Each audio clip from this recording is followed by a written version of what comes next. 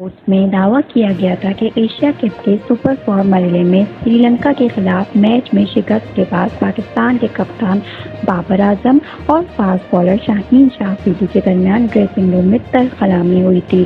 Team meeting میں بابر اعظم نے کچھ سینئر کھلاڑیوں کی کارکردگی پر عدم اطمینان کا اظہار کیا تھا، جس پر شاہین شاہ آفریدی نے بابر کی حوصلہ افزائی کرتے ہوئے کہا تھا کہ جن کھلاڑیوں نے اچھی کارکردگی پیش کی وہ ان کا اعتراف کریں۔ اس دوران مبینہ طور پر محمد رضوان نے صورتحال میں ثالث کا کردار نبھایا۔